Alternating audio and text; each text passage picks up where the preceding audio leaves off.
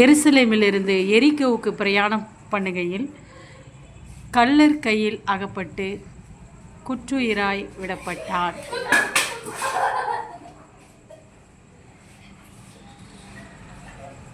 அந்த வழியே வந்த ஆசாரியன் ஒருவன் அவனை கண்டு பக்கமாய் விலகி போனான்.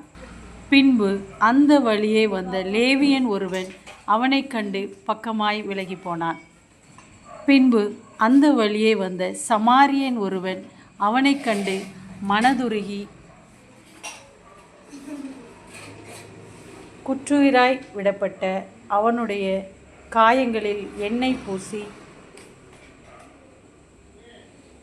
அவனுக்கு குடிக்க திராட்சை ரசம் வார்த்து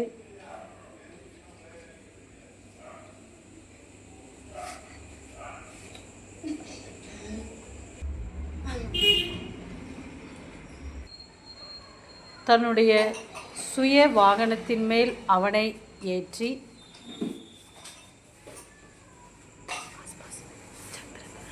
தான் கையிலே அவனை கொண்டு போய் கொடுத்து அவனுடைய கையில் 2 பணத்தை கொடுத்து மறுநாளிலே மேலும் இவனுக்காக ஏதாகிலும் அதிகமாய் செலவழித்தால் நான் வரும்போது அதை உனக்கு தருவேன் என்று சொல்லி திரும்பினான். இந்த மூவரில் யார் அவனுக்கு பிறனாய் இருந்தான்? ஆசாரியனா, லேவியனா, சமாரியனா? அவனுக்கு இரக்கம் செய்த சமாரியனே.